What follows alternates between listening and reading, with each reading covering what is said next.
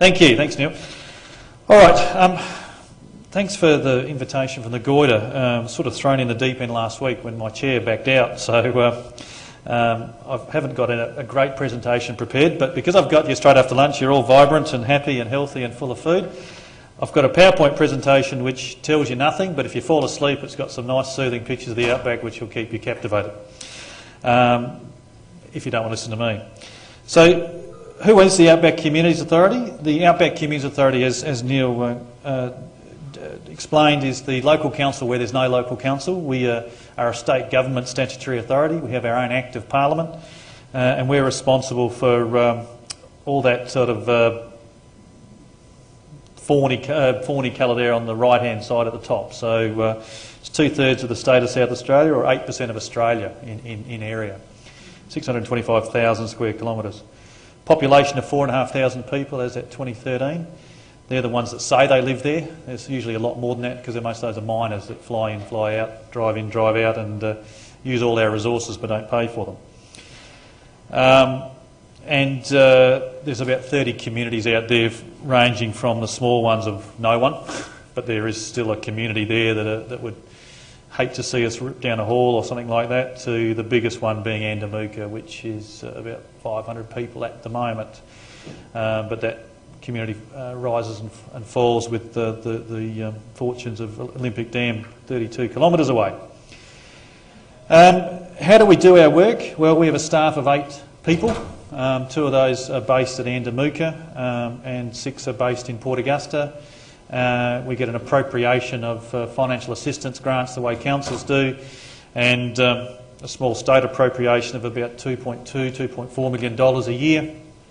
And we try to do the best we can at a municipal service delivery level, the way a council would, with those dollars. So as you can imagine, it's fairly difficult to make those dollars stretch. So what we do is we work through progress associations, which are incorporated bodies under the Associations and Corporations Act, which are community volunteers. Now those communities, and we're talking Inaminka, Maree, Oodnadatta, Far West Coast, which would be Kurrabi, Penong, those sort of communities, Barrier Highway communities, Flinders Ranges communities, they have a small band of committed volunteers who run everything from the waste management system to the water supply to community development initiatives like youth programs and what have you. So we're very reliant on volunteers to do what we do. Unfortunately, those volunteers are getting older and they're not being replaced with the young people that tend to leave the bush and come to fine institutions like this and then go and see the world. So we're struggling to get solutions to problems. And specifically this conference is about water, so water is where I'll head, is that in these communities, well, the Outback is a deregulated area, is my understanding. I don't know the technical term, but there's actually no obligation for SA Water to provide water to new communities where there is water that's provided to those communities. So what I'm saying there is some towns out there that do get water provided by SA Water, and they would be the old towns, so the Barrier Highway towns, the GAN towns, the ones on the old GAN line, so your Blindmans, your Marees, your Oodnadattas, William Creeks, those sort of places. And then there's Marla as well. Then you've got some towns where this will go into the, if I'm boring you now, you'll go into the nice photos. Then you've got towns where the community provide it, which is your Kingoonias, Glendambos, some of the sort of, they're older towns but they're not on a main network of a tourist or traveller route. And then you've got some sort of third-party providers like Leigh Creek, which are Linter Energy provide the water, or Roxby Downs, which BHP provide the water, or what have you. So there's they're the 3 types of water providers. There's 3 types of water in the Outback, which is the GAB, of course, which is covers those ones in that area. Local aquifer, and then there's the surface catchment towns, which are the Barrier Highway. Which is problematic with things like lead issues and all that sort of stuff. SA Water will do what they need to do in the towns that they look after water, but in the towns where there's no SA Water, we're it, and then we use the volunteers. Now, as I said, we're not flush with cash, but so we try to find innovative solutions and solutions that require high-tech, low cost. So, for example, with the water Safe Drinking Water Act and the regulations that's come with that, that's opened up ASCOSA's eyes to the perhaps lack of management of water supplies out there, and it's causing us to start putting in some pricing regimes and some cost recovery regimes to ensure that it's sort of safe for people to consume and drink. But we can't afford big RO plants or those sort of things. So we're looking at sort of solar stills or things like membrane, but they don't require huge pressure filters. We've got some grant applications in with the Commonwealth at the moment trying to look at some of those sort of initiatives to see if we can fund them. One of the biggest issues is the cost of water. So just the cost of buying SA water is about double the price of what it is in Adelaide. It's not potable. We don't generally try to make it potable, but we will filter that and sort of have a sticker usually on it wherever it's dispensed and say, well, don't drink it, but if you boil it, it's all right, sort of stuff there. So that's sort of the standard we've been looking at with the Outback, and it seems to work. But the biggest problem is the travellers. The travellers are demanding water and they're taking water, and in fact they're stealing water, so which is causing us quite a problem. We've got to find a way of getting the users to pay for the water, and again, hence the reason why we've gone down the road of an ASCOSA licence, because the ASCOSA licence allows us to charge for the capital replacement and life cycle costs associated with the delivery of water. And I said the reason we've done that is because it's very difficult to get SA water, and I'm sort of making them out to be the bit of the bad guys here, but they are. And if there's anyone here, I apologise, but they don't like playing in the Outback, so we've actually had to do it ourselves. And with regulation, we've had to try and do it in a way that's appropriate. So that's sort of where we're going, where we've been. Where we're going is that it was raised yesterday by the Minister and the new Chief Executive of Juna about the need for science. I'm not a scientist, I'm a bureaucrat. I'm a functional bureaucrat because I live in the region. I don't do it from North Terrace, but and I'm an experienced bureaucrat because I used to live in places like Oodnadatta and Coober Pedy and Marla where the water quality is pretty ordinary. But with what they were saying yesterday and sort of what Wendy Campana from the LGA said yesterday in the keynote was that we've got to work better together across the sectors and find some solutions. To this end, we've partnered with Goyder, and Goyder have engaged Flinders University and a consortium therein, and Professor Eileen Willis will talk about that later, trying to get some science behind the solutions and the governance framework of how we can manage these water supplies in the future. Because I sort of suspect, or I'll go further, I know SA Water won't want to manage these things, so we're going to have to put some sort of Outback model of management out there. And I think that if we do it right, with good science and good technology that's not gold-plated Rolls-Royce, but it's an acceptable standard to the communities out there, we can make this not cost an earth to the consumer. So, hopefully I can make the tourists pay for a lot of it, which is what we're trying to do with some of these projects. So that's really my talk, and it was not, as it was thrown in the deep end last week, so it's not fully prepared, and I apologise for that. But and the reason I put a pub in there is because it's a water hole, but an Outback water hole. So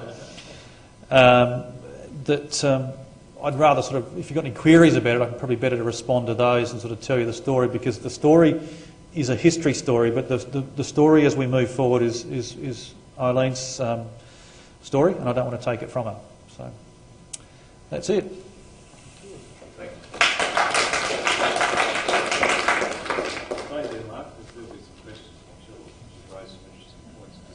Yeah, I like to be political. I can go back to Port Augusta and hide. So, yeah.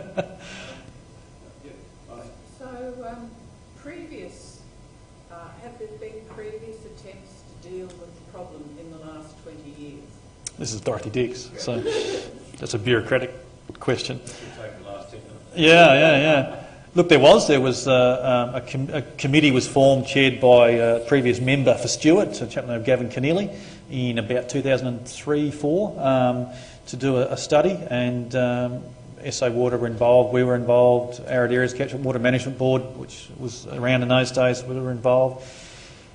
Identified pretty much all the things that we now use as, it's good base data, but it didn't go anywhere because it was seen as the solution being, again, because SA Water were very much involved, very, very expensive to solve. And what I'm saying is to do it the way SA Water were going to do it was going to require huge capital expenditure by the state government, and then the cost recovery wouldn't have been there for the life cycle of that asset. We've moved on a bit from there, and we've looked at innovative technologies, and there's new technologies out in the world. And I get 2 or 3 phone calls a month from people saying they want to sell me a water filtration product or what have you. I can't just go and accept it. It needs to be analysis of these things, and that's sort of the work we're getting you to do, Arlene. So I think that SA Water, we've moved past the gold-plated Rolls-Royce solution. We're going into some innovative, high-tech, low-cost solutions, which will make the water cost much lower to the consumer. There was a question there. Yeah. Glenn Ashman, I am from SA Water, so I'm very interested in what no comment, but... Happy to talk to you. Yeah, no, that'd be great. You obviously are very limited in funding. How do you go about prioritising where you're going to invest? A flippant comment would be the front page of the advertiser rule. Yeah. So we're putting out fires, and probably a particular water one was a couple of years ago at Minterby, where a report that we commissioned from SA Water made it into the public domain, and I do know how it got there, and that ended up on the front page of the Sunday Mail, and we had to go out there and troubleshoot that one, and ultimately it hasn't been resolved, but it's been quietened down. But that's the reality of how it seems to work, and I mean, you may well know about a place like Yunta, where something gets mentioned in Parliament and all of a sudden something is it's a reaction type process. And unfortunately that's the world we have to live in because of the sheer money. But we're trying to be a bit proactive with the 2 things. One's the Goyder program that we're doing to try and bring some science and some academic perspective to a solution, with a view of implementing a governance framework that can be whether or not it's cross-subsidised across the whole Outback or not, that's probably the way it should be. But we've learned a few lessons with the water that we own it or run at Andamuka and at Copley. We do run 2 water supplies, the OCA, and we've got some solutions there which could be applied in other places.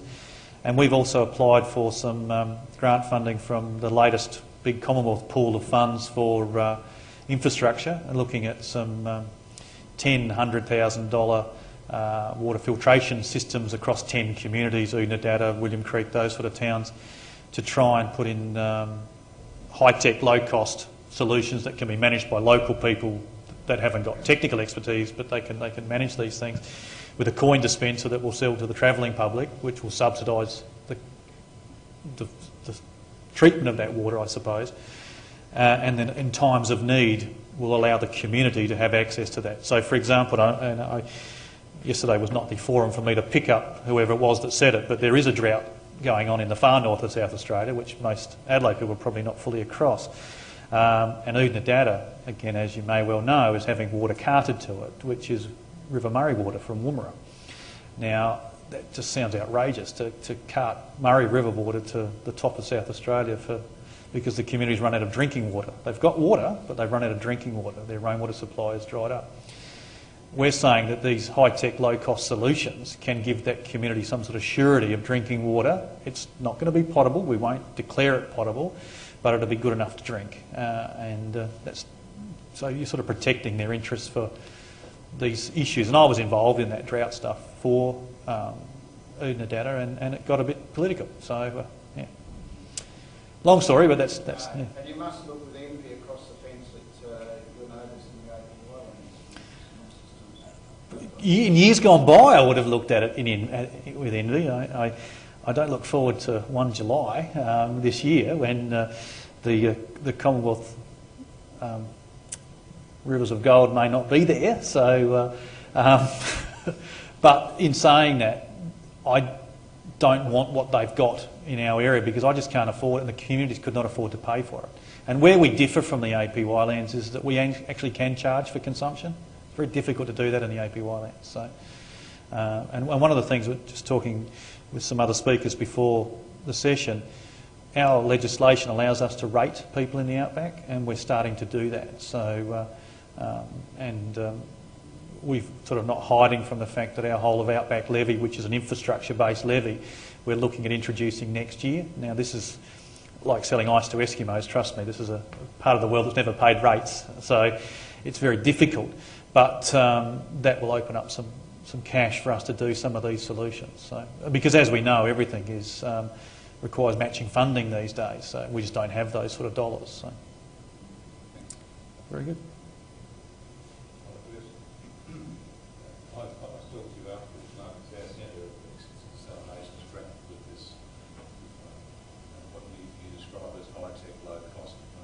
We haven't found that yet, but I think there's a solution. There's a couple of farmers we're working with at the moment that want a flow-tech boat because that's reverse osmosis.